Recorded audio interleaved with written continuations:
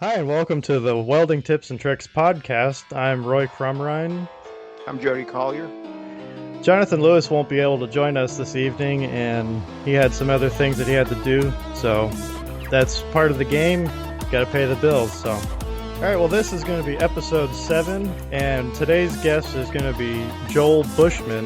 He's on Instagram. You can see him as Overkill Racing and Chassis. So welcome to the show, Joe. How's it going? Thanks for having me. So, from what we see on your Instagram page and all, you build some pretty neat trucks. Oh, I don't know about that. I think it's all just comes down to a bunch of tubes. Pretty much what we build is competition tube frame chassis, what are called mega trucks and monster trucks. Essentially, what the difference is a monster truck is about 10,000 pounds, about 1,500 horsepower, and runs about a 66-inch tall tire. A mega truck is only about 6,000 pounds and runs a much skinnier, lighter tire, but has the same 1,500 horsepower. So they're pretty exciting to watch. And so we build both those, and then we also pretty much build anything that has 4 wheels and needs a tube chassis. So most of your work, Joel, is it mostly on like 4130 chromoly tubing, or is it? It actually just depends. We have what's called the USHRA and the MTRA, which is the Monster Truck Racing Association. They're both sanctioning bodies, and they require specific material thicknesses as well as material used. On most of the monster truck stuff, it's varying material thicknesses, but it's mostly drawn over mandrel. And then when we get into some of the lighter weight drag racing stuff, that's all 4130 chromoly. In terms of tube diameter, most of the stuff for the monster truck is about 2-inch 120 wall as well as 2-inch 188 wall. And then in certain parts of the roll cage, you actually have to sleeve it with 1 3/4 120 wall. So you get an overall 250 wall material thickness. So Okay. That's pretty cool. Yeah, and on most of the drag car stuff, it's typically 1 5/8, 095, 4130 chromoly. But again, on some of that stuff, it's all about weight saving. So where you can put 065 in, you throw 65 in, and where you can get 083, you throw that in there. So, but again, everything is pretty much goes by a sanctioning body, so you're not essentially going off the grid, so to speak. Everything kind of has a specific way of going about.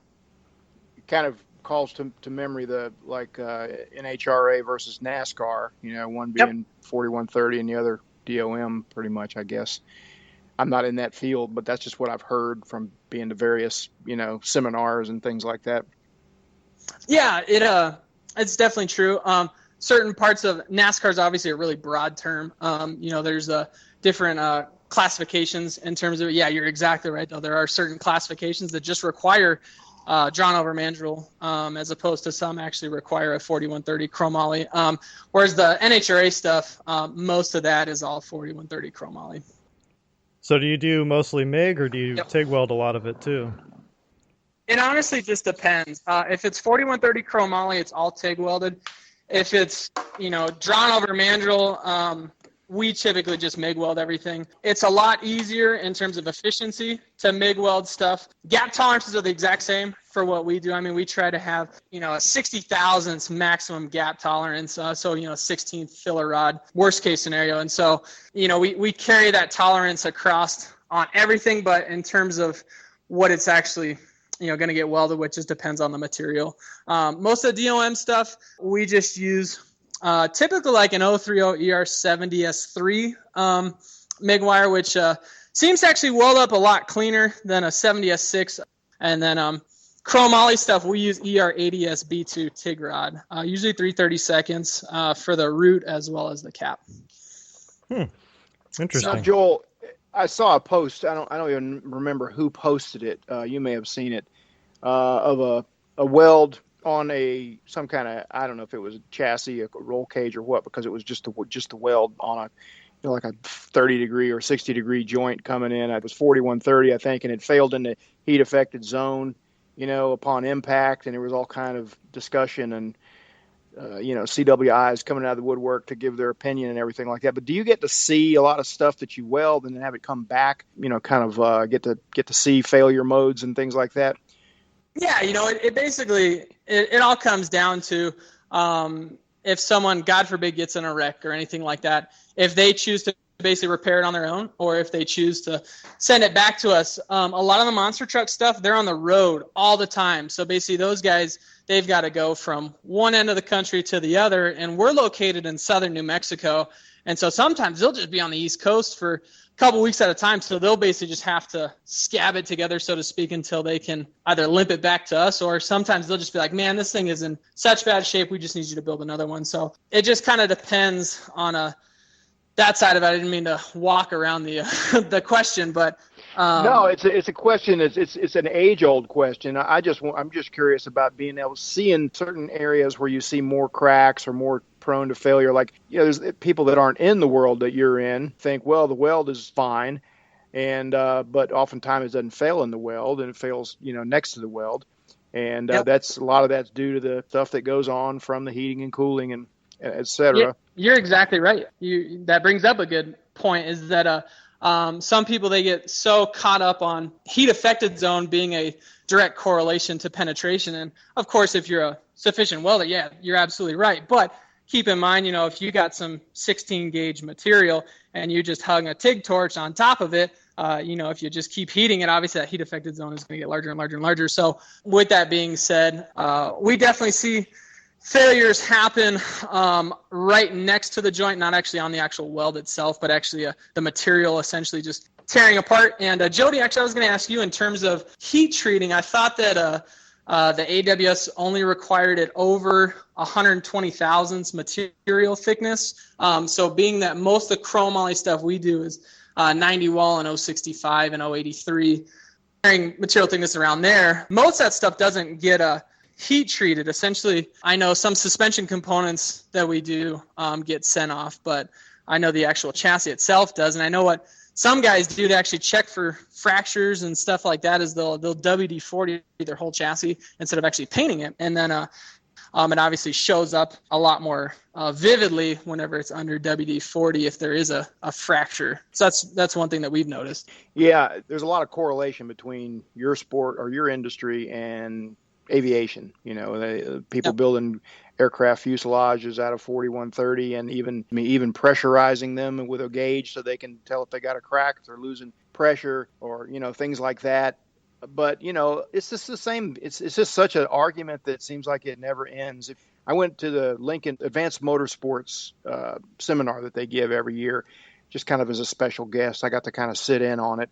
And their whole goal, it seems like, is trying to teach people, no, it's okay to TIG weld chromoly, because it's such an effort to get people off gas welding and onto TIG welding chromoly years ago. Now I don't know why they're still preaching that, because everybody seems to have pretty much adopted the TIG welding, but now there's still the argument on, do you need to stress relieve it afterwards, and at what thickness, and you mentioned the 125 eighth inch limit.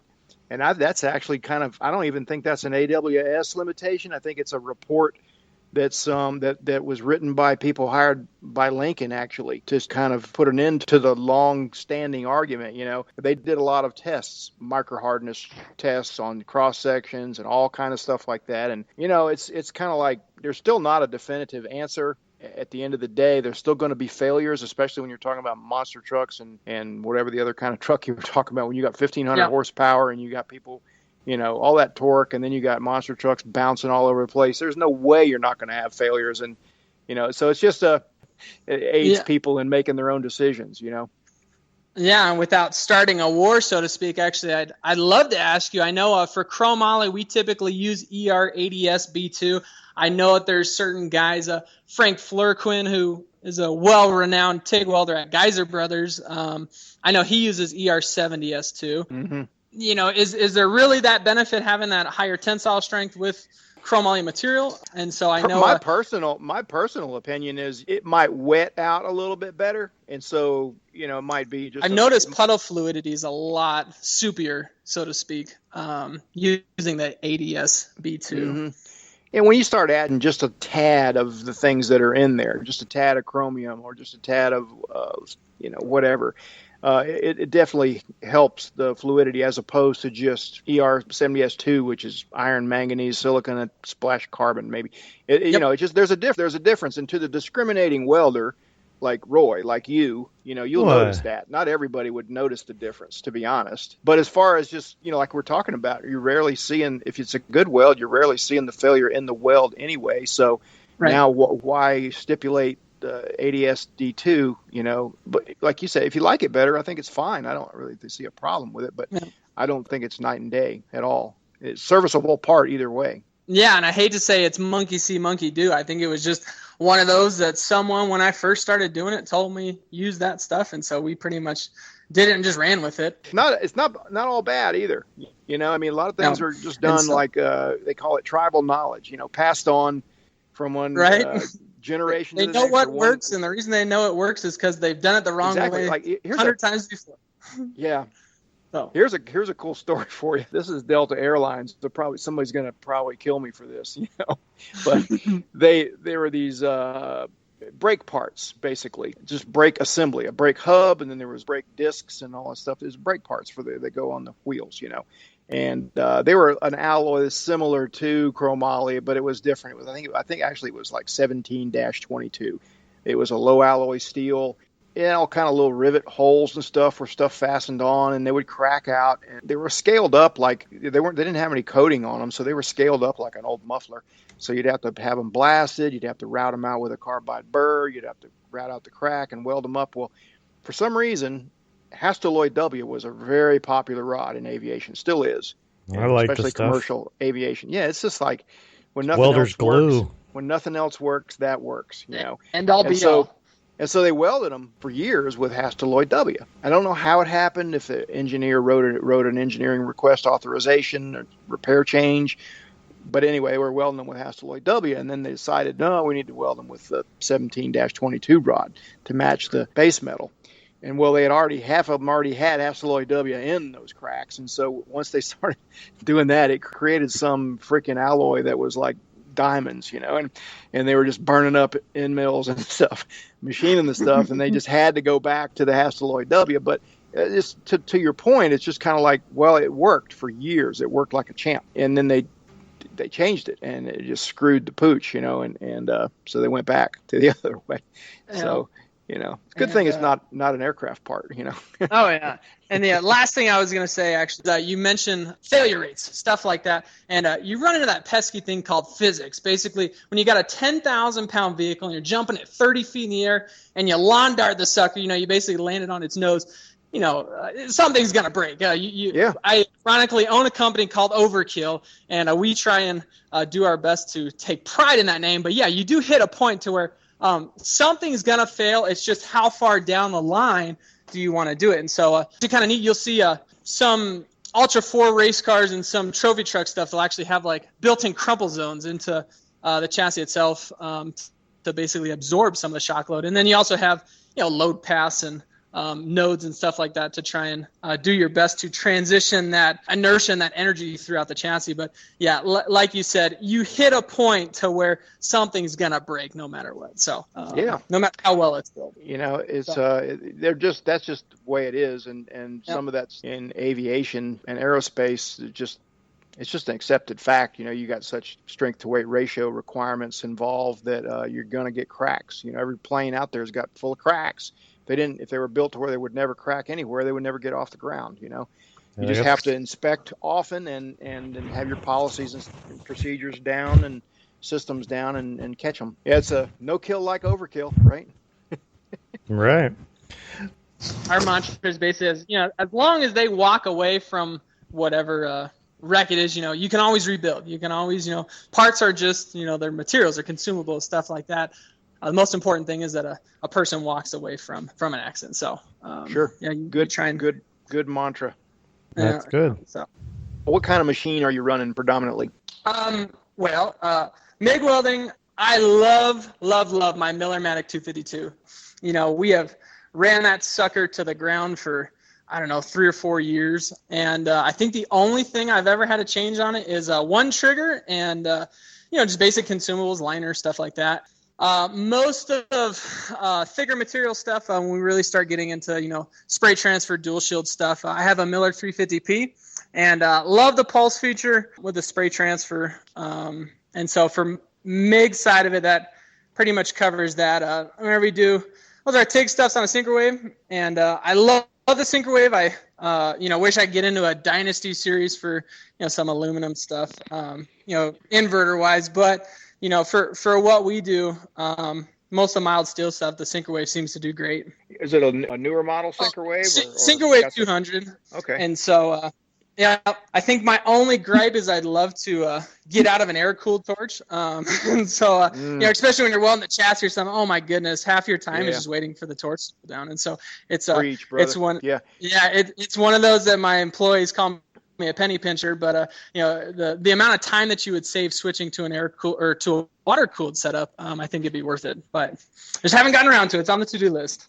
I really got a firsthand experience with that recently. I'm doing a run of about 50 tubes that have a weld on each end, and I'm just welding with only just a few seconds for the torch to rest. I've been trying, I've used 4 different machines on this job because I'm filming different things, and so I'm using that AHP, that really cheap welder, that's it had a 150 amp, 17 air cooled torch on it, and I'm just cooking. The collet is purple and twisted up like a corkscrew and everything.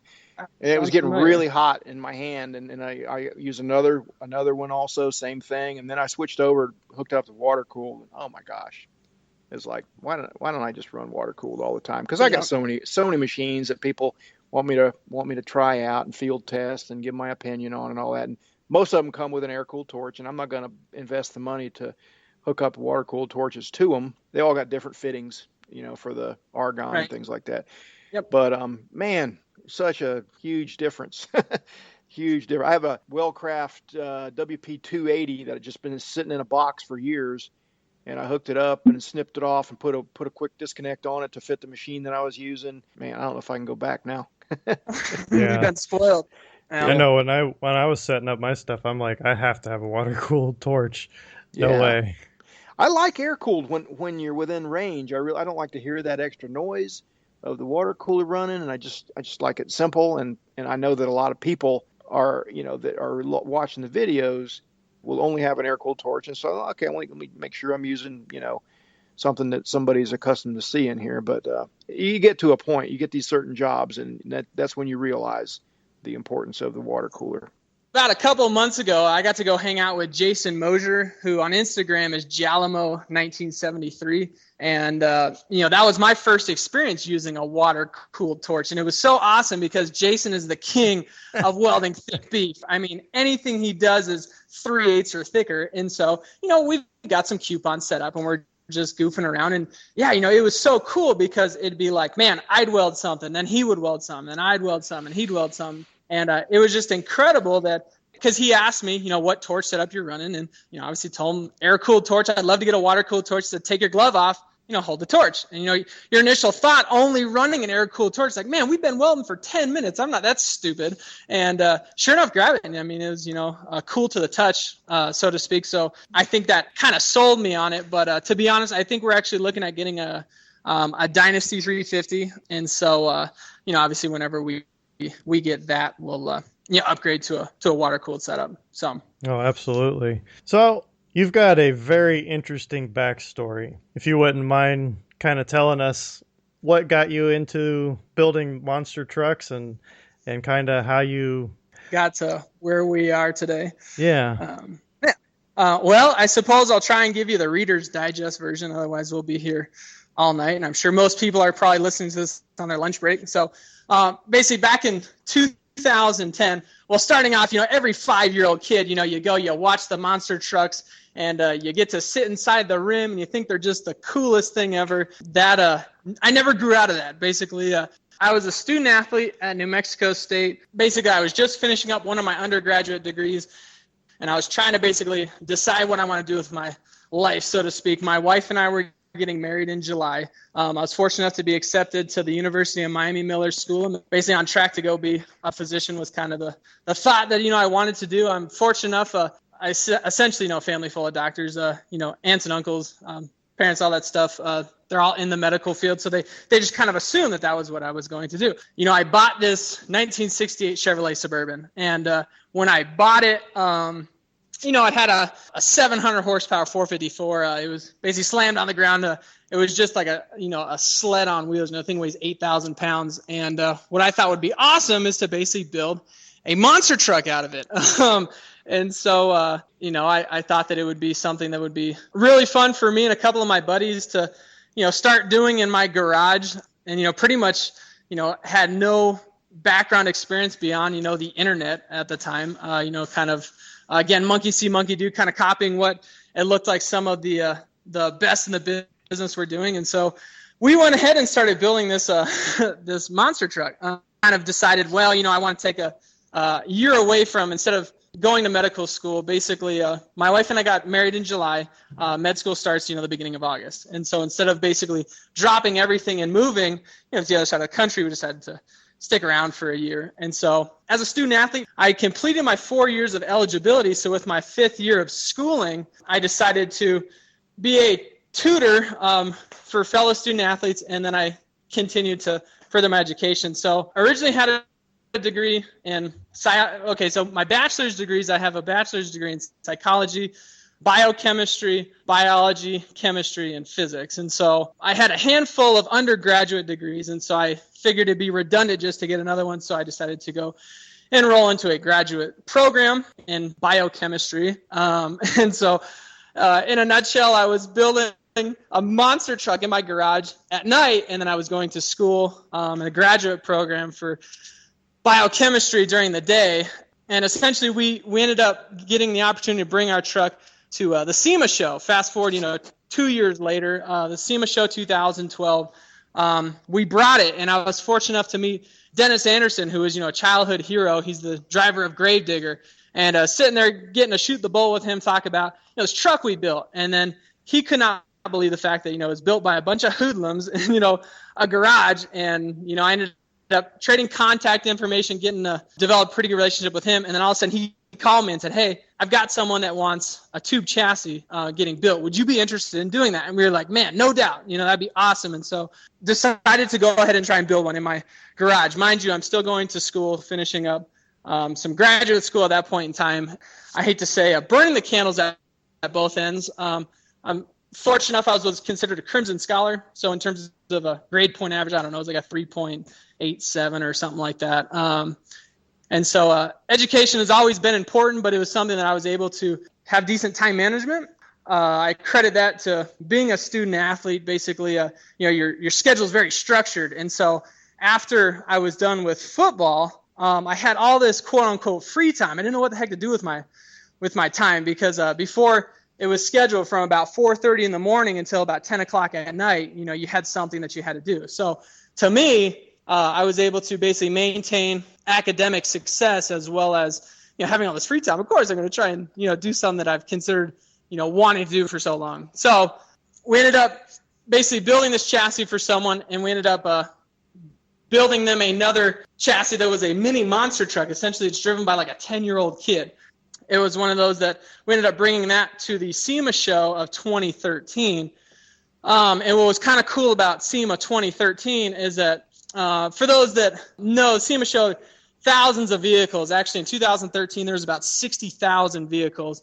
And basically, they go through and they determine uniqueness of certain vehicles and stuff like that. And we ended up getting ranked as one of the top 50 vehicles of the 2013 SEMA show.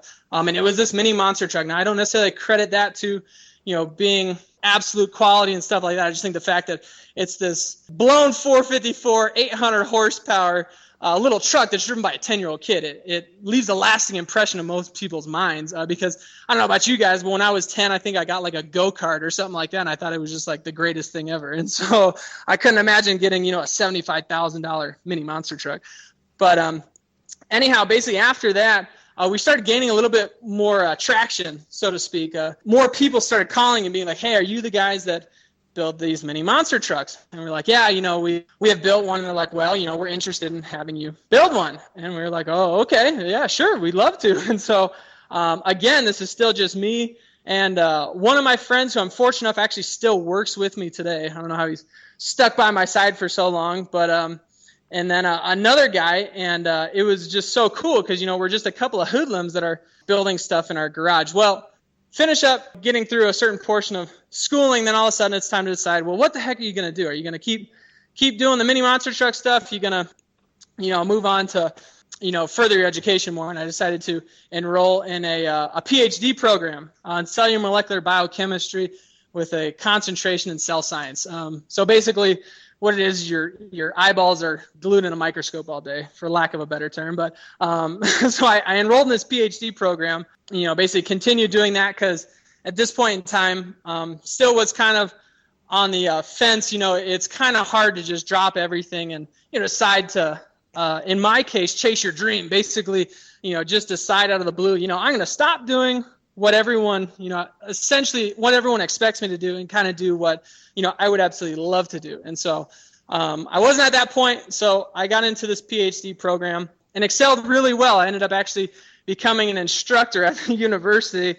Basically, you swap out credits and you become you got to teach a certain course. And I had to teach an introductory biology, to a bunch of snotty 18-year-old kids. And it's one of those that during the day I was teaching and I was going to school and I was doing all this stuff that, most graduate students do. And then at night I'm coming home and I'm, switching into my work clothes and I'm cutting and notching tube and welding and doing all that stuff. It basically fast forward to SEMA 2014, basically in February of 2014, we had gotten a call from someone who's now one of my really good friends. They wanted us to build a drag truck for him. So we absolutely wanted to do it because at this point, everyone knew us as the guys that build monster trucks. And so we were like, man, we're capable of doing anything with tube. It's all the same. It just gets bent in different angles and so on and so forth. And so we were like, yeah, we'd love to do it.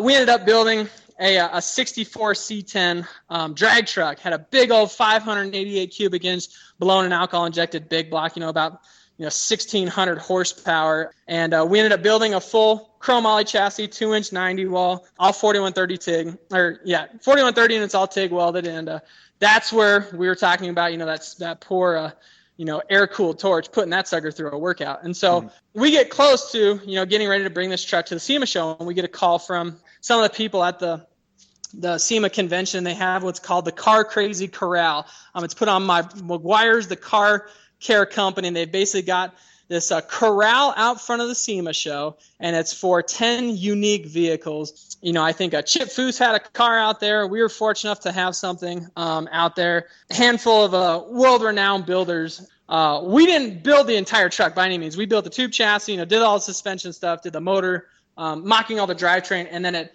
got sent out to a friend in, the guy that owns the truck to finish the paint and body work and do all that stuff. So anyway, when we dragged this truck out to SEMA, we also brought one of those mega trucks that I was talking about.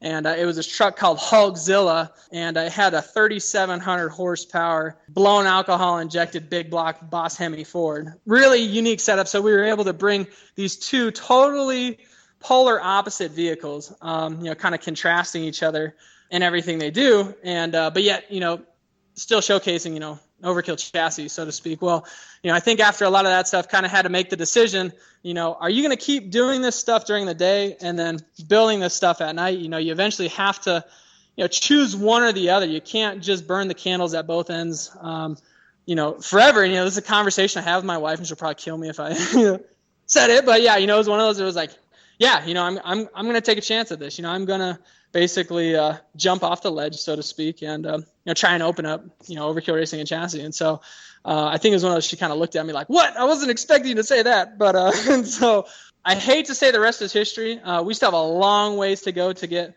to where we want to be. But man, it has been such a wild ride. And I know Roy and some other people are like, it's such a unique story or anything like that. But I know Jody, I've heard your story, and Roy, I've heard your story. To me, I think those are unique stories. And so to you just think of it as, just your life. You don't know any different. And so it's not like I've had an alternate past. So, to you, it's just kind of the way things are. But what's really cool about what I do is that I truly believe that, I absolutely love, every part of what I do. Yeah.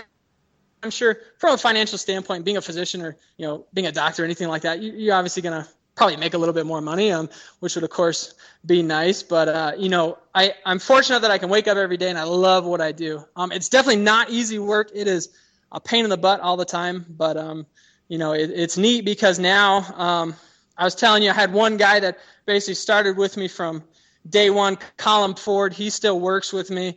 And then I have another guy, TJ Colvin, that I've talked with Roy about, that he used to work at a machine shop working the CNC laser. So when we were getting all our laser cut parts, me and TJ basically dealt with each other day in and day out. And then when the machine shop that we were getting all our laser cut stuff from decided to consolidate and move out of town, man, it was a no-brainer. I had to get this guy on board. And so it's just been us three for a little while, and man, it's been a total blast. And I'm just really fortunate that I can surround myself with people that they take pride in everything. It's easy to take pride and just work when you're comfortable. You're in an air-conditioned, climate-controlled area. Sometimes it can be really difficult when you're crammed up inside a tube chassis and you got to turn the air and stuff off because you don't want any porosity in your weld. And what's really cool about my guys is they see those two scenarios as no different. They sweat the details and all the little stuff. And, what we always preach is that, if you sweat the details on all those little things, it makes the big picture look better in the end. Basically, most monster trucks, they look cool. They've got giant tires, they've got a huge engine in them, and they sound really loud, and they're crushing cars. I mean, what's not cool about that? But some of them, man, you'll get up close, and you'll be like, oh my goodness, I can't believe this thing is, held together. And so what our goal is of course, that same 20 feet away, it looks cool, but hopefully whenever you get up close to it, you think that it's just cool, and you see the quality and the pride and the attention to detail to everything. So yeah, cool story, bro. Hopefully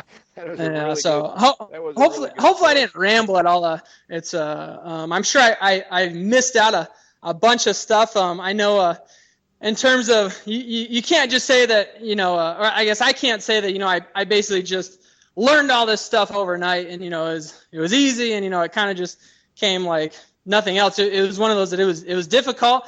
And actually, Jody, man, in the beginning, it was weldingtipsandtricks.com. As silly as it sounds, it's so surreal now.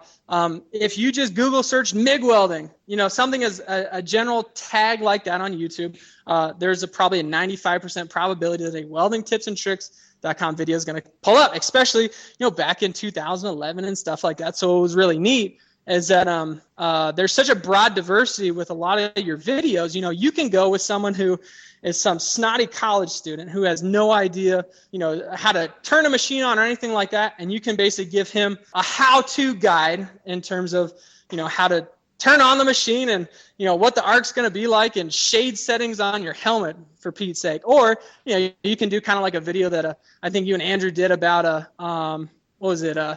vertical up with dual shield, right. Which I think I saw. And then I think you just did another one that was overhead. Yeah, we did overhead. Dual shield stuff, which I'm sure by this podcast airs will be old news by then. But yeah, it's one of those that quite the broad diversity in terms of videos that it can help out just about anyone. So I do owe a lot of credit vicariously through you, as well as I had a guy. His name's Jose Gomez. We call him Pep. His handle on Instagram is Lost Arts Forge. He is hands down. He's a world-renowned knife bladesmith.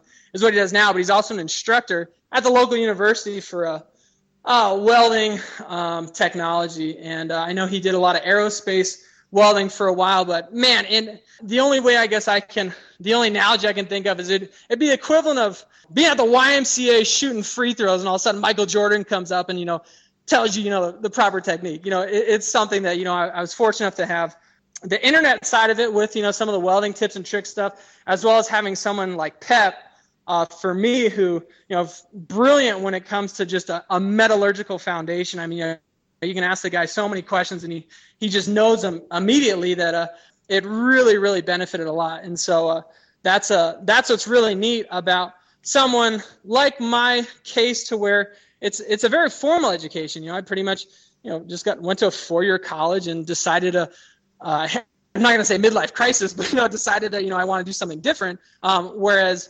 there's a lot of welding programs, and, you can basically be brought up and have, instructors kind of guide you in a direction. So it's kind of neat that two individuals that came from polar opposites can essentially be doing the same thing.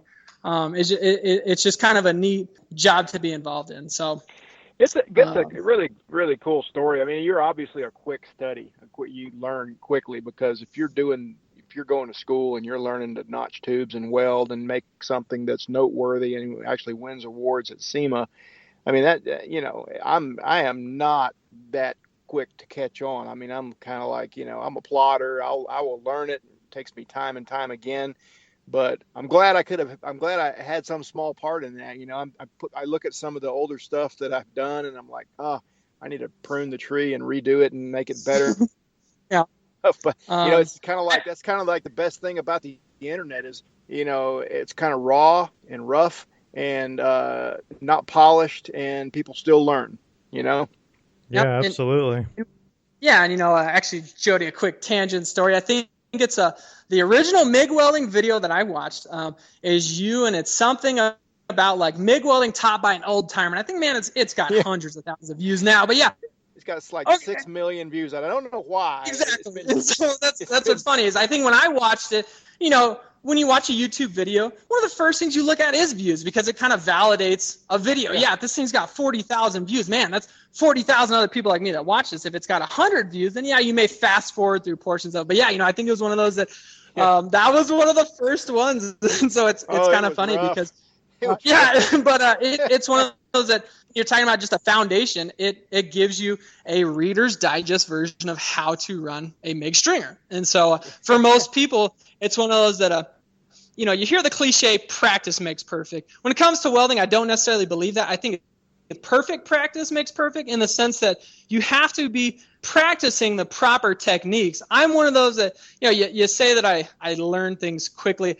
I think it's more or less I have a really quick memory retention. So if you tell me something that's wrong, I'm going to remember it as the right thing, and essentially remember it as the gospel. And then if all of a sudden you tell me, no, that's not right, you got to do it this way, it's going to take me a while to basically reprogram my brain into reversing that analogy. So the same concept, if you're just learning how to MIG weld and you have a video like that gives you, all right, I guess I got to make these cursive E's, and it tells me, open up the panel on the welder, and it tells you, this is kind of your baseline for what settings you need to be. And most proficient welders, you fine tune all that stuff. That is a great parameter in terms of getting you in the ballpark, but most guys have their own, based on gun manipulation and other things, how much they want to adjust the wire speed and stuff like that. But what I was getting at is that, it gives you the proper technique to basically start practicing with. It doesn't tell you, to go apply for a job the next day. It basically, all right, here's what you need to do.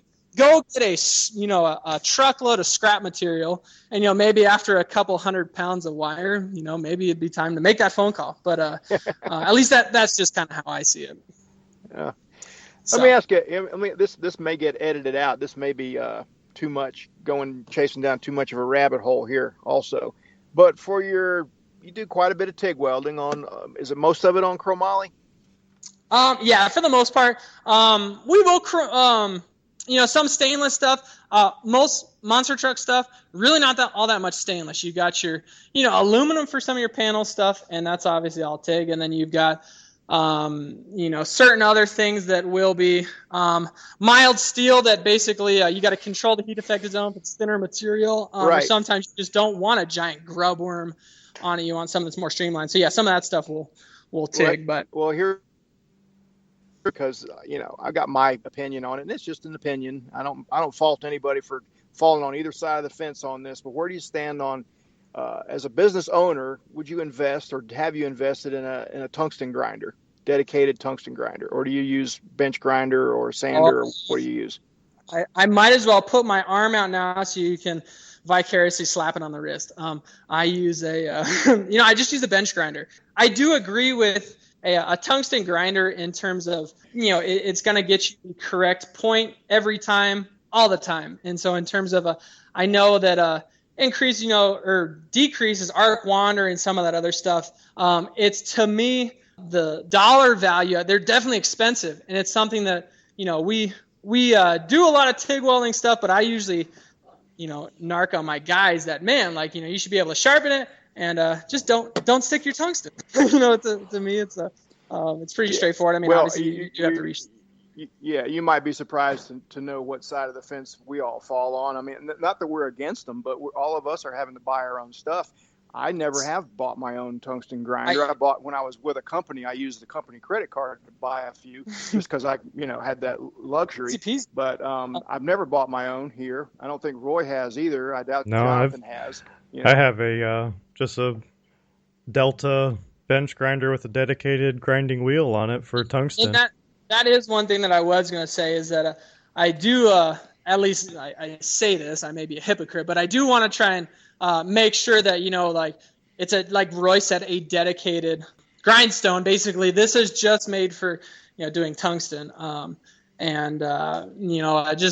guess the only concern is, contamination and stuff like that. But yeah, I mean, I'd be curious to see some of the, I guess someone's got to have collected some data or stuff like that in terms of there's definitely a rule of thumb in terms of the pitch, your tungsten needs to be and stuff like that, compared to someone that just uses a tungsten sharpener, some of the arc wander stuff, as well as I guess weld efficiency, if there's a positive correlation to using a tungsten grinder. I'm assuming there is, but with the same token, kind of like you guys know, I mean, there's a rule of thumb in terms of how sharp it needs to be. What is it? Is it 2 times the? Well, I don't even really honestly think there's necessarily a rule of thumb as much as just personal preference, because the data is kind of like counterintuitive. The actual blunt, the more blunt the tip, the more concentrated, the more deeper the penetration supposedly, and the more needle-like the tip, the more the arc fans out. But that seems horribly counterintuitive. But either way. I agree with it's a lot of just personal preference, because I think it also depends on how you hold the torch. If you're holding it at a steeper angle that works better for you, that changes your tungsten angle also. Yep. So you figure out what works for you and you run with it. Yeah, and I know actually Brian Lambert, who's Rolling Bomb Fab, I think I've asked him, you're talking to a guy that, one of the best aluminum welders out there. The goal is, ask some of these guys, quote unquote trade secrets, so to speak, what benefits do you have? And, I think one of them that I asked Brian was, how do you prep your tungsten? And, it's so funny because he says he basically just breaks it off. And then once it balls up, it balls up. And so I think he, I don't want to speak on his behalf, but I think he swaps it over to DC Electro Positive, and then bumps it to actually just, initiate a ball in the tungsten, and then away he goes. So that's still a valid method. It's just that it's becoming a little bit more, with the newer inverters, it's a little bit more difficult to switch it over to a reverse on some of them. You almost have to just swap leads to do it, and some of them actually have a ball function on the AC balance. Some Millers now have when you turn it far enough to the left and go higher reverse ratio or more cleaning, you get to a point that says ball on the digital readout, and you can ball it that way too. And it's just really is, nobody's ever given a definitive report on you should do this for this application. It's just really, again, we're talking about tribal knowledge here. It's just kind of like you might be passed down from an old timer to tell you that, hey, for these outside corner joints, ball it because it'll wrap the arc right around these corners and make a nice wide bead. But for these thin stuff, you want to maybe use a taper, things like that. And, and then it all goes out the window when you change machines, Yeah. I just knew I'd hit a good controversial topic when I brought up tungsten grinders. Yeah, not to, I guess, continue on that or to get off on a tangent, but I guess what are your thoughts on hybrid tungstens? I guess I'm of the opinion that it's for people that swap over from welding mild steel to aluminum, that, you can basically use the same tungsten as opposed to switching from, I don't know, thoriated to pure lanthanated or whatever it is that you're using. Do you guys have any experience using those tungstens, good or bad? Or I do. I've used a lot of what's out there, and even the E3. That's I guess one of the newer ones, and some of the trimix hybrid breeds from companies like Diamond Ground or people like that. I guess we're coming right full circle. Honestly, it's kind of like personal preference, and a lot of. I always recommend the 2% lanthanated because I've done more testing with that as an all-purpose electrode than I have any of the rest. And I included a lot of the rest when I was doing the testing, and we wanted to settle on a one type of electrode with the company I worked for before. We were using 2% thoriated for whatever, how many years, 20 years that I was there before we switched over. But we knew it was coming down the pike as far as safety concerns. We knew that if you work for a corporation, and that's all out in the media and it's all out in the literature, even if it's just marketing hype, that thoriated is radioactive and a health hazard, they're going to make you change eventually. So you might as well get ahead of the curve. So we got several in, and we tried them at different amperages. And as far as arc starts on low amp DC and being able to hold a decent amount of current on AC, the 2% lanthanated won out. But if you're wanting an electrode that's good for a certain application, it's not necessarily the best for each application. I don't think it's the best for DC or for AC. I still like the 2% thoriated for DC. Shoot, I would honestly, I'm not afraid of it anyway. I'll use it for everything, but it depends on the type of machine you got. And for a little while there, I was using zirconiated for aluminum for AC, but I was using a Synchrowave 250, and then when went to the Dynasty series, then I got away from that. And there's seriated, there's lanthanated, even a big difference between the 1.5 and the 2% lanthanated. Each of us have our different daily tasks that we're apt to do. And, if you're doing barely any aluminum and mostly steel, you're going to wind up with one that you don't want to have to change out all the time. I mean, I don't anyway, you just have to try a few, I guess, and see what works. I'm along the lines of, like you said, Jody, with depending on what machine you're running. Like you said, if you've got a Synchrowave, if you're using 2% thoriated on aluminum, seems like you're just going to get a lot of inclusion balls spitting in there. But like on the inverters and stuff, you can't use the 100% pure like you can use on the Synchrowaves as well. Right. It works, but it doesn't work as well as it does on the Synchrowaves. Yeah. But I agree with you with the 2% lanthanum. That's pretty much all I buy. I'll use the E3 at one company. That's pretty much all they buy. So, what they have is what I use. And it works just fine. I'm not doing any like aerospace X-rayed parts where, everything's got to be perfect. It works good for me. Yeah. An interesting side note here, just from talking to all the different manufacturers and reps and everything that I've worked with over the years, a lot of it's not that pure won't work on an inverter. It's just that it's problematic if you don't have your settings, right. Like on a Dynasty 200 example here, because it's got a 1 amp start. So if you don't have the start parameters set in there to go in and set them a little bit hotter, jumping an arc off that ball, you're going to get stutters and misfires and everything. And they don't like getting all those phone calls. So they just come out and say, pure doesn't work with inverters. We don't recommend using pure with inverters. And not that it won't, it's just that they don't want to deal with trying to educate the user. And they don't want, just like they got to have a person at the other end answering those calls. And let's just tell them pure doesn't work with inverters, Yeah. And a lot of those inverters too, I remember doing some testing on the Dynasties. And if it doesn't strike an arc right away, it'll I think it was like help 17 or help 27 or something will come up on the screen. You got to go and shut the machine off, turn it back on. Yeah. Unless it had a good start, and then if you're, like you're saying, if you're using the pure and it just doesn't start right away, then it's like, gotta go shut it off again, gotta bring it back on. It's a whole different design. I'm no electrician at all, but I know there's a big difference in the way that the transformer, like the old Synchrowave 250, or even going back further, the high frequency current, the way that it would start. It seems to me, like I said, this is not my area of expertise, but it seems to me like there's like a capacitive discharge type start, and once it discharges, if you don't initiate arc, then you have to stop and let it charge up again, and before it'll start again, or something like that. Maybe somebody on the call here knows more about it than me, but that's what it seems to be. Sounds good to me. I don't know. Yeah. Yeah, I don't know. That's outside my pay grade. Yeah. So, Joel, I'm curious, whenever you get a new truck that comes in or a new customer comes in, how do you approach a new job? Are they all fairly the same, or is every single one of them everything's got its own details and stuff that the customer wants. Well, I mean, it's like anything. I mean, you got your baseline. It'd be like going to a car dealership and saying you want a Tahoe.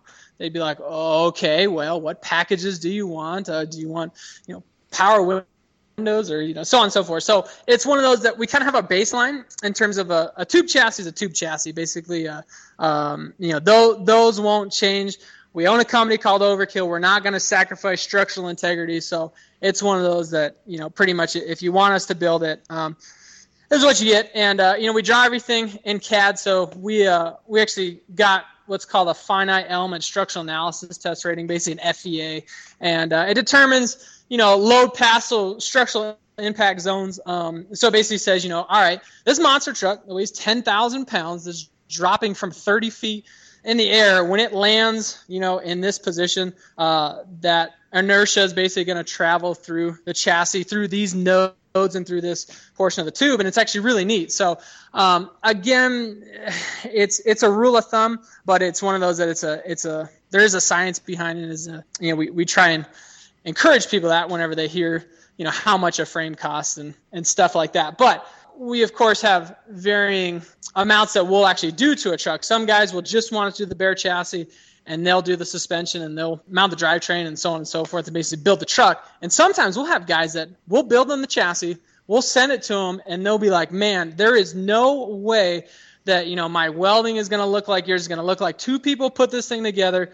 It would be easier for me to just have you guys finish it. And so, I mean, that's probably 85% of the bare chassis that we send out usually come back for us to finish them, which, I mean, you take that as a compliment, but it's still one of those that we try and tell new customers that. But the thing that's hard is that you do get, I hate to say a bunch of tire kickers, because it's one of those that, what we build, it's expensive. I can't even afford, a lot of the stuff that we do. But it's one of those that you have to treat each customer as your $1 million customer, so to speak. And so you treat each one with, respect and stuff like that. And you start saying, approaching someone, if you're talking about like the monetary dollar value side of it, we pretty much say, look, you got to have X amount of dollars to get into basically a tube chassis. And it's one of those that, keep in mind that, you guys still have to buy tires and shocks. And, some of these blower motors are $35,000, $40,000. And so, there's a lot of the builds that we do are in the six figures. And it's one of those that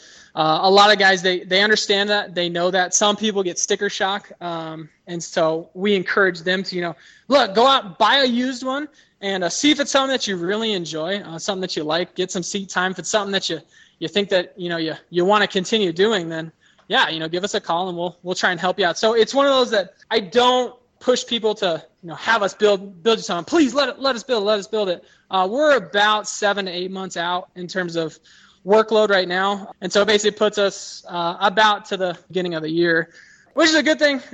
What we do, it takes so much time. And I don't know if you've done much tube notching and stuff like that. We're fortunate enough that now we have a CNC tube cutter. And so, we basically draw everything in the computer, press print, and then this robot essentially just cuts out and notches out your tubes. But for a long time, man, we were cutting them with a grinder and a flap disc and a soapstone. And so, trying to keep, a 60 thousandths tolerance, it can be a pain in the butt, but it just takes time. That's where a lot of, the cost is incurred. So it's one of those that some of these builds that we do will be for customers. They just want it for a hobby. They pretty much, they've been saving for however long and they decided they want to do this. And some people, it's actually for an organization or it's for a race team. Those ones, they know what it costs and they've done it before and they're going to do it again. And so it's a lot more structured. Whereas, when we build it for a customer, sometimes, they may have an initial amount that they've got saved for it. And sometimes they blow the nest egg on certain things. So it's kind of difficult because you got to make sure that they understand how much all the parts cost, not just one portion of it, because, they have to be able to budget accordingly for some of that stuff. So it's a little bit different than, say, manufacturing jobs or, big runs of things. I mean, everything is, got its own idiosyncrasies and everything's a little bit different. In terms of design-wise, we try and put a queue into each one, but it's one of those that each one is custom. I mean, we probably do about 14 chassis or so a year. And so it's one of those that it's a low production, but the cost on it, it's relatively high to someone who doesn't know what they're looking at. Someone who knows what they're looking at, they would say that it's what they would expect. So Cool. So what got you onto Instagram? Well, ironically enough, I myself and another guy run our Instagram page. When we first started it, it was an employee who no longer works for me that started it. He was basically like, look, there's this new platform that it's one of those that it's pretty much just photos. You can hashtag certain things, hashtag weld porn, and you can see all these incredible fabricators that are doing all this great work. Like it's just a really neat platform. And I was like, yeah, if you want to do it, go for it. Make sure the content's good and the content's ours, and go from there. I let him pretty much do it. I think it was one of those that started getting fairly big, and then I think he right after he had left, basically we had a lull point. Basically, we didn't post anything for like 2 months or something. And one of my other guys, Colin, that works for me, was like, hey, look, we just passed, I don't know, I think 20,000 followers, something like that. And I was like, 20,000 followers on what? What the heck are you talking about? It's like Instagram. I was like, Instagram, what the heck, are we doing with that? And I completely forgot about it. So, there was all kinds of photo content that, was stuff that, I had no idea that what we were doing. It was just because I completely spaced that, I gave this responsibility to a guy that, no longer works for us. And so, now basically after I saw that, I was like, man, this is pretty neat. I can see what, former employee was talking about in terms of so many skilled fabricators. The coolest thing about Instagram is that it humbles you. It's one of those that if you're around your own work and you're around your peers, I'm sure you guys get it. People that aren't in the trade, they'll see your work and they'll be like, man, this is awesome. This is awesome. You guys do such a great job, and so on and so forth. But it's one of those that it's awesome whenever you see guys that are in the same trade as you,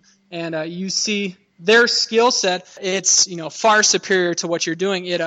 It humbles you, but it motivates you so much, because it's like, man, look at these guys. They've been doing it for 20 years, 30 years, and, you can see it. You can just see the quality in their skill set and attention to detail. And so now I know we love Instagram. I think it's just a really, really cool place to network and, meet really cool individuals, like you guys. I think it's one of those that work-wise, we don't see anything from Instagram. It's a really cool platform, though, because with what we do, there's really not other monster truck builders showcasing their work. I don't know for one reason or another, but it's pretty cool because it gives a lot of people, and people tell us that it gives us basically a bird's eye view of what it takes to build a monster truck. They had no idea that there was so much work into it, that it takes 2 weeks of just drawing something in the computer before you cut a single tube. And so that's been really cool, as well as like I said, being able to meet and network with so many other skilled fabricators. It just shows you that there's some people to where their potential is just limitless, and that's been, I think, the most exciting part of Instagram. I think you really hit the nail on the head there with it. It's both humbling and motivating at the same time, because you just can't think you're all that and be on Instagram at the same time. You just it's like you just 3 pictures in and you're seeing somebody that's been at it half the time you are, who's working or welding circles around you. And you ain't going to get too cocky if you look at that all the time. And my youngest son got an app done and launched on the iTunes store that interfaces with Instagram. Oftentimes somebody will post a really cool looking cluster joint or a pipe weld or whatever, and then everybody asks what the settings were. So my thinking was just provide this little platform that gave you a drop down menu that you could, before you post, you could just select all your settings, filler metal, gas shielding, cup size, and all that, and then post with the hashtag Share My Weld. So that's what the app is called, Share My Weld, and that's kind of my contribution to the whole thing going on Instagram, to try to keep it going, because I think that kind of fills a little bit of a gap, makes it easier for people to share data, settings, and everything. So not that that's going to make anybody a good welder, but it gets you one step closer anyway. Jody, I think on one of the earlier podcasts, you had said something along the lines of, sometimes it's a 4th grader asking a 5th grader, a question. something. I can't remember exactly what it was, but That's it. I think it was. That was it. Yeah, I think it was so cool because I'm going to use Frank Flurquin as an example because he's become a really good friend, and he is, in my opinion, at least one of the top 5 best tube-wise TIG welders on the planet. I mean, the guy, he's just a total robot. And so it's cool because Frank's been doing it for, 30 years or so. And, I was fortunate enough I got to hang out with him for a couple of days after SEMA. And it was neat because actually I think it was Jonathan as well that said something along the lines of bringing a hashtag called regular welds, so to speak, that, I can understand, most people posting photos of, like their best work. You obviously want to put your best foot forward. I mean, you want to present yourself as, as the best of your potential. It makes perfect sense, but it's kind of neat when you talk with someone like Frank, who, ran through the same struggles that you were running into when he was your age. And he says now, he doesn't have too many, hiccups, so to speak, but it was just neat because to me, I see someone like that as, like the top of the peak. And I mean, man, you're not even at the summit. You got binoculars looking up to see where someone like that's at. And it's neat and reassuring to see someone like that basically says, hey, look, not too long ago, I was, having some of the same issues that you are. And here's how I overcame them. Maybe this will help you out. And so it was just kind of a neat thought, and that kind of brings it full circle to that 4th grader to 5th grader. One of those that when I first asked Frank questions, I mean, I felt stupid because, you see this guy and everything he does is perfect. And then, after he kind of explained that he is a mere mortal, it was kind of reassuring, and it was pretty neat. And I mean, he's one of many guys out there that are just so skilled and so honed into their craft. It's just really cool. And I mean, it's crazy to think, shoot, before our time, say, 30 years ago, 40 years ago, if there was a social media platform, what the conglomeration of welders back then, what they were producing, I don't know. It's just kind of neat to think, I don't know, past our time, 30 years from now, what a social media based platform there will be that will bring welders together, because it's not a huge community. It is, but it's still a relatively tight-knit community. So that's what's really cool about Instagram, is it does allow everybody to basically meet up with each other vicariously, through photo sharing. And then I think, Jody, you brought up the I just drew a blank. I can't think of what show it is at the end of, or the middle of November. FabTech.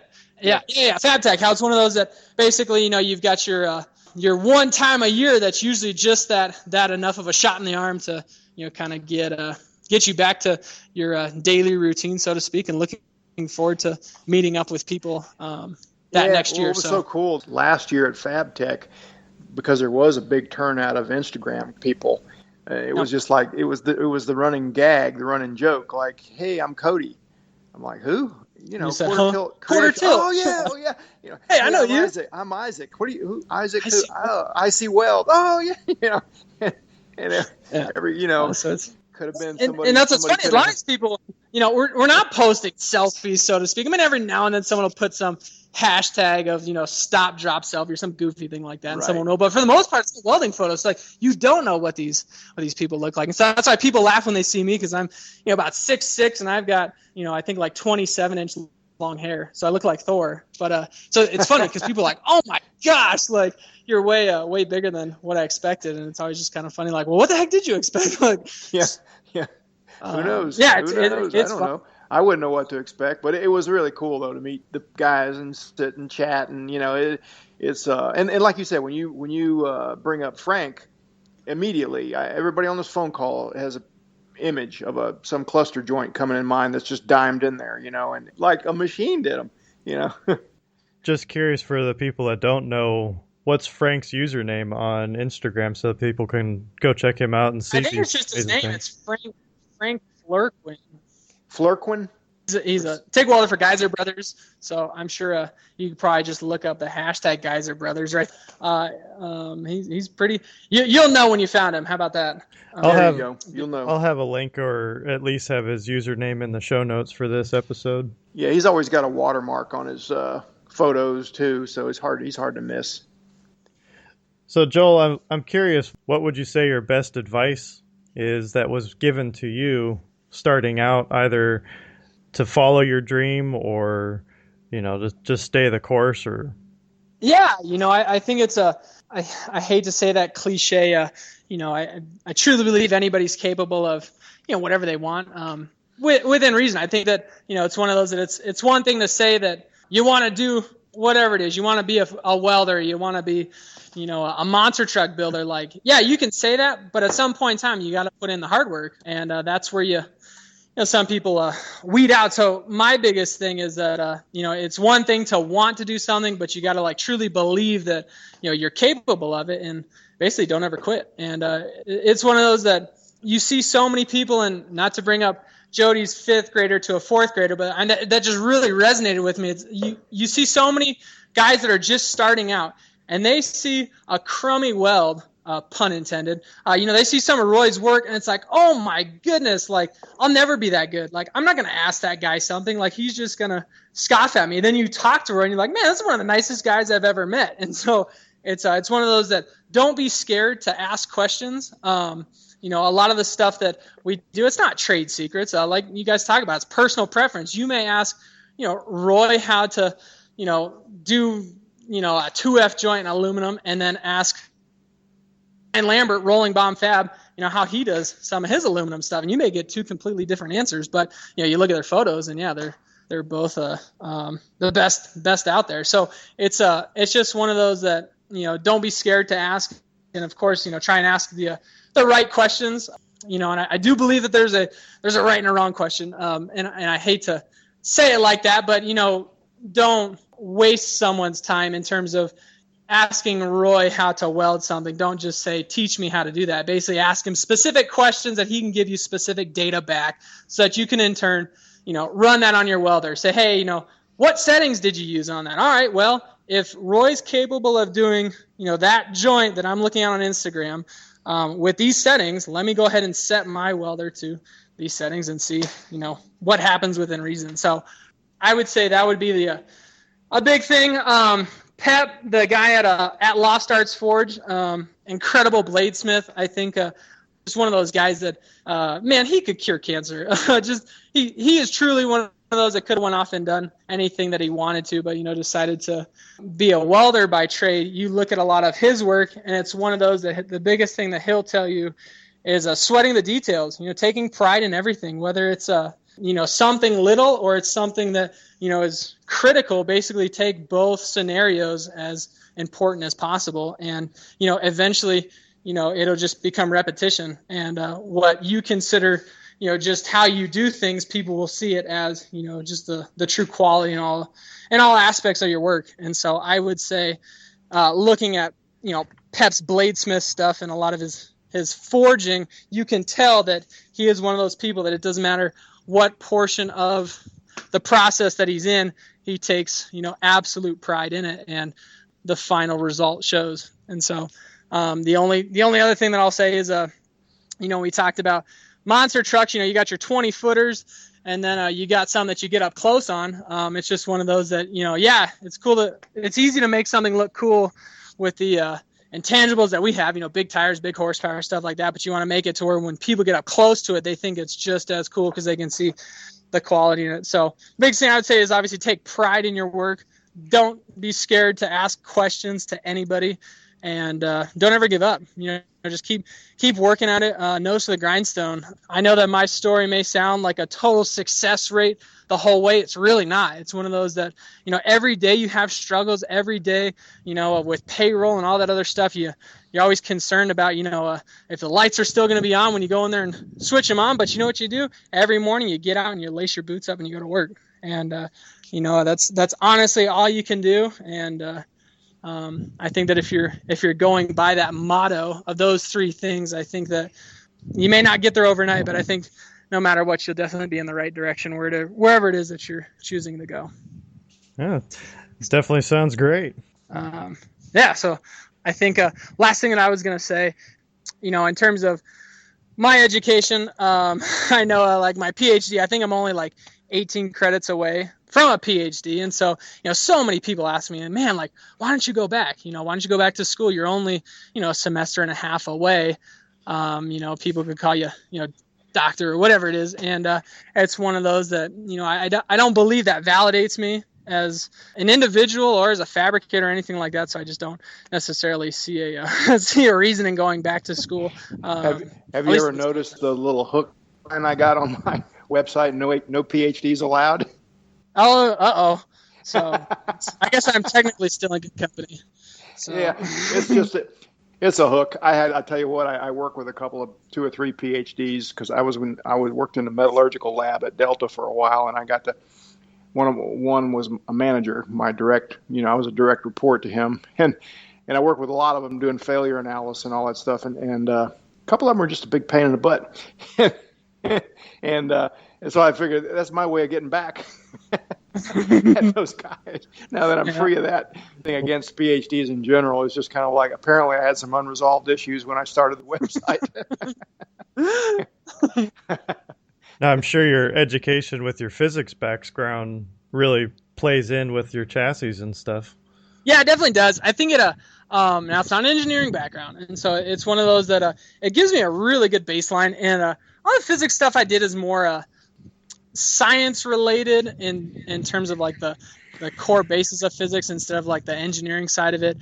There is a distinctively difference between the two, but I think it helps me out in terms of there's certain things that are common sense, in terms of, all right, if you crash this, like, where is that energy gonna travel through? You have all your vectors and stuff like that, but actually having a background knowledge in it basically just kind of revalidates what your gut feeling is. And so you could ask Jody the same question that you ask me about something. He'll say, well, based on my common sense, I'm going to say it's going to do this. And I would say, he's exactly right, but this is actually why it's going to do that. So I give him basically a reason behind it. But, with my background, it's more or less just kind of reassuring what you kind of already think is going to happen. And what's neat, of course, with like a finite element structural analysis test rating is basically, all you got to do is send them a step file or an IGS file, and basically they can go through and tell you exactly what's going to happen and give you, KSI ratings and stuff like that. So it's pretty neat. We mentioned earlier on about, some common ground between aviation and motorsports. That's another one. I remember that coming onto the scene, the finite elemental analysis stuff for structures, aircraft structures, and for the engineers to use on, knowing what size doubler to use on a repair and just that and the other. So apparently there's a lot of common ground. You guys are using it for monster trucks and stuff too. Yeah, and I'm sure it's one of those that the monster truck scene is light years behind aviation in terms of, I'm sure, technology and some other stuff. And not that there's anything wrong with it, but there still are a lot of people out there that are doing bar napkin drawings and basically getting the soapstone out and drawing your frame out on the floor and making sure that no one steps on the chalk lines, and then fitting their tubes in like that. And that's kind of the way that it originally started. And there's still a handful of guys that still do it that way. We're I'm only 28, and so I think still a young whippersnapper, and so we're using more of the information age, using computer software and letting a robot notch our tubes now, because I know no matter what, it's going to be right every time, as well as the fact you got to think, having a CNC programmable machine, it's never going to call in sick. If you decide on a Friday night that, instead of going out and drinking or doing whatever, that you want to go work, all you got to do is flip the switch, turn the sucker on, and it'll go to work. And so I moonlighted with this guy. He's a Korean guy. He had a machine shop, and he was wanting to get more CNC equipment. That was his saying. CNC never lazy. Yeah, right. That's a good one. Yeah. So.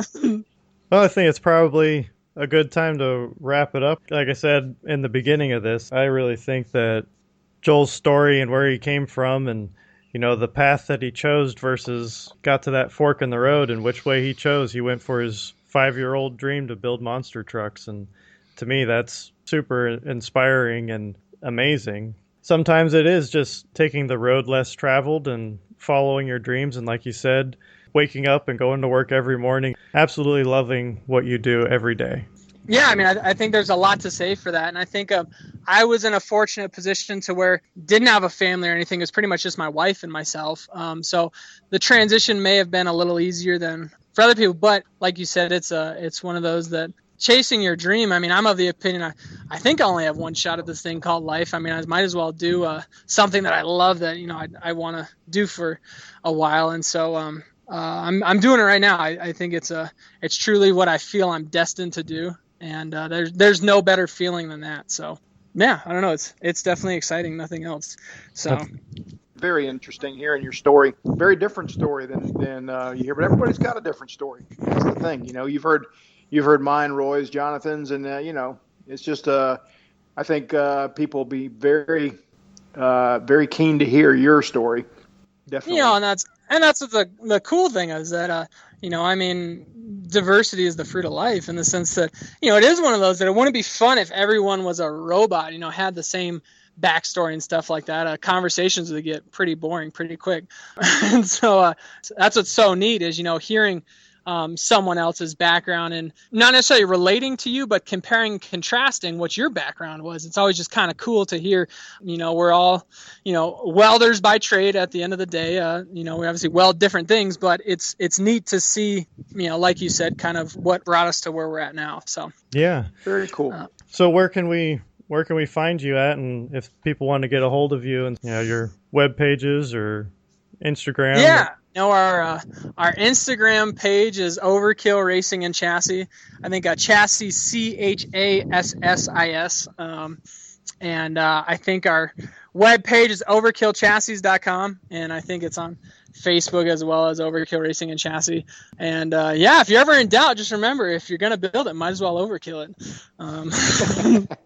So yeah, before I go, I mean, I just want to say that, you know, it's truly an honor to be able to talk with guys like, I understand that, you know, my story is a little bit, you know, unique in its right compared to, you know, what you guys do, but I don't even consider myself in the same conversation as you guys when it comes to a skill set. I think that we still got a long ways to go to where we want to be. Getting some validation from, you know, some of these shows and stuff like that, it shows you that you're on the right track. But, you know, it's truly an honor to be able to talk with both of you guys, and especially someone like Jody, who, you know, it's almost come full circle. You know, it's you know, probably 6 or 7 years ago to the day almost that you know, I was Google searching MIG welding videos. So to be able to sit there and shoot the bull with you and tell you my story, I can only hope that, you know, when I'm in your position, I get to hear a story from some snotty little 20-something-year-old one day.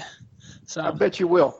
I'm gonna go ahead and claim it right now that I bet you will hear that story one day when you listen to this, or he saw your posts on Instagram and you inspired him to get started, and he went out and bought a 115-volt MIG welder and taught himself to weld. And you can only hope. And so, yeah, and I hope that people that are listening, if there's any questions that, you know, I guess I specifically could answer, I mean, do not hesitate to ask. I'm not that intimidating, and I hope that, you know, the Instagram community in general, I hope that, you know, people do encourage, you know, some of the higher end guys like you guys in terms of skill set wise, that you guys encourage some guys that are just getting into it to, you know, be able to ask you guys some questions. So I think that you guys just have so much knowledge to give that I think that, you know, it may benefit someone that's getting ready for, you know, a pipe test or a job interview or whatever it is. Yeah, that's the idea. We hope so anyway.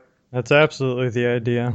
So we just want to thank you for being on the show. And like I said, we thoroughly enjoyed listening to it, and I'm sure the listeners did too. Yeah, shoot. So my pleasure. And, you know, I'm sure we'll all have to meet up at FabTech, and the first round's on me, and maybe I'll have to try and bring a monster truck out, strap you guys in, see what we know what your guys' right foot can do with a TIG pedal. Let's see what it can do with a gas pedal. So the fourth round will be on me. That's what I'm talking about. So yeah, there we go. All right. Well, for all the listeners out there, if you guys want to write in and ask us any questions, comments, or things you would like to hear on this podcast, the email is weldingtipsandtrickspodcast@gmail.com. Also, if you'd like to call in and leave a voicemail, we've got a phone number. It's 915-308-7024. And again, thanks, Joel, for being on. And I'm Roy Crumrine. I'm Jody Collier. You can reach me at weldingtipsandtricks.com. Take care. Let's say I'm Joel with Overkill Racing and Chassis, and that's a wrap, Jack. That's what you want? You already said it, so I could just use that. Oh, that's right. We're still on air.